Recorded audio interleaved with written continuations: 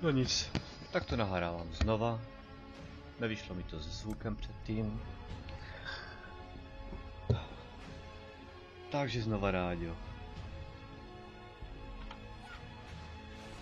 Změna stylu tvého hraní. Tohle je to, co budeš používat nejčastěji. Tohle, což je tohle prostředí tlačítko, když jsou okolo tebe, uděláš párkrát a zdrháš pryč.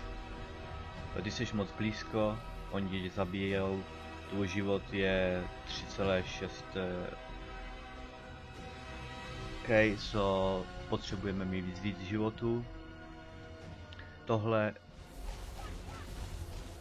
můžeš zabít i když je nevidíš, takže víš, že popojdeš si, střelíš, popojdeš si, střelíš, vidíš, že přilítajou, popojdeš, střelíš, popojdeš.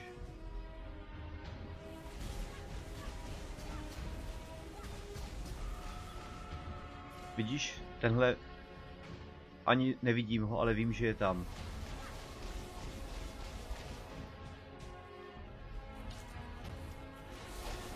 Netrefil jsem, teď jsem už trefil. Už je zavitej. Vidíš to? Tamhle nahoře byli. A budeš aj slyšet, že poslouchej ten zvuk, když je trefím. Jo. Když něco trefuješ, dělá to jiný zvuk. Bum bum, bum bum. Takže když víš, že tahle potvora je tam,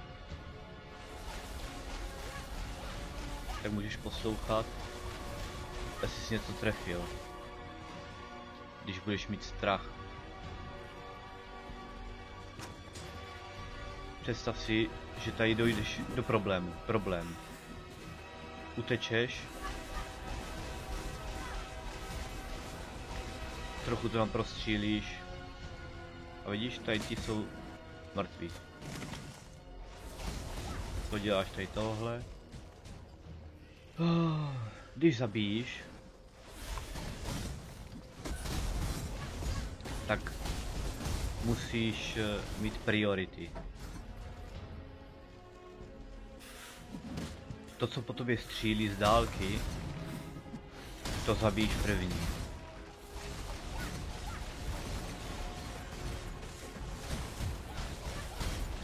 Tenhle pochoduje.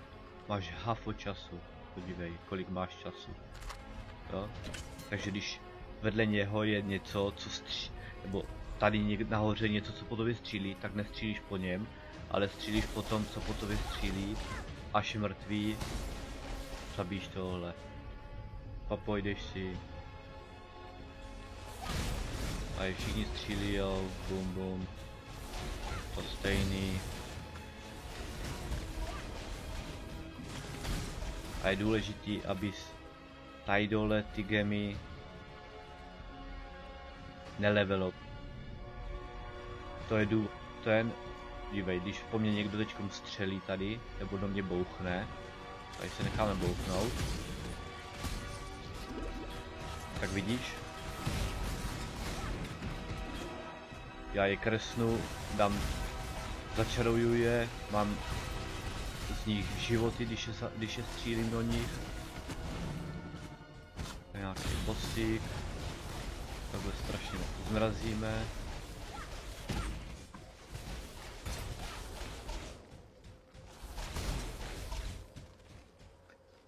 Když vyzkoušíš si, když střílíš myš, dáš až na kraj obrazovky.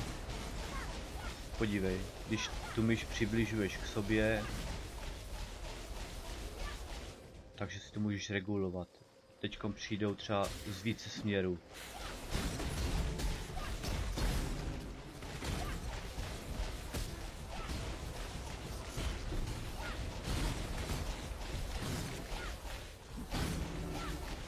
Když krvácíš, nám 4 je na to, abys nekrvácel. Když krvácíš a utíkáš, krvácíš rychleji. Takže jiný styl hraní pro tebe. pojedeš pryč, střelíš, pojedeš, střelíš, měnit směr, odkud střílíš. Což je, když přichází teďkom tady ze spodu, tam kam střílí teďkom, a ty se posuneš semka a střílíš, tak on je proti tobě a furt tě může trefit, ale když uděláš tohle, tak on střílí tam, kde stál, semka.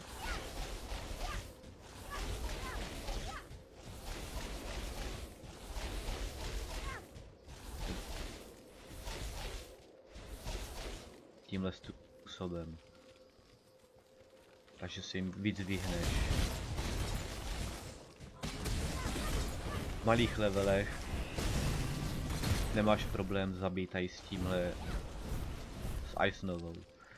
Ve větších levelech, protože je nedokážeš zmrazit na místě, umíráš. S Ice Spearem budeš držet distanc, vzdálenost a všechny krásně zmrazíš na místě.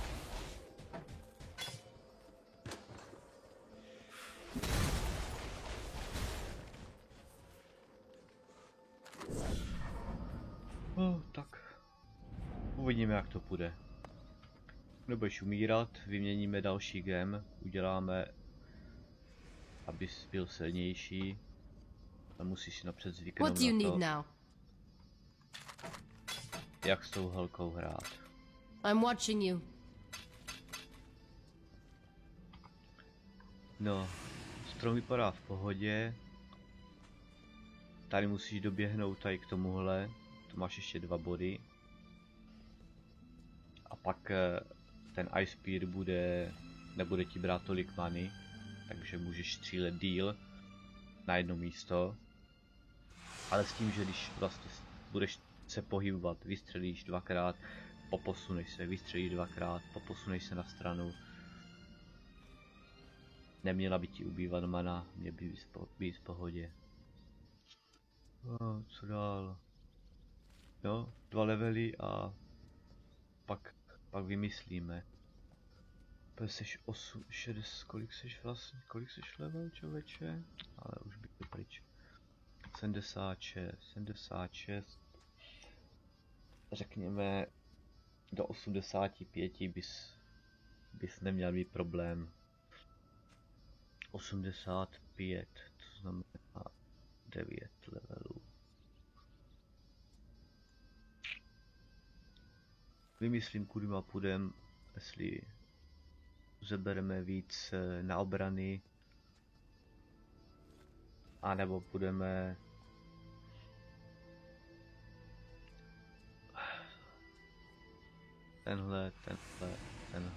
tenhle a tady tohle,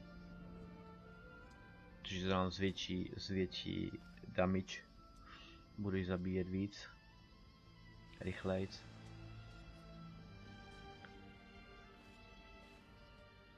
Uvidíme.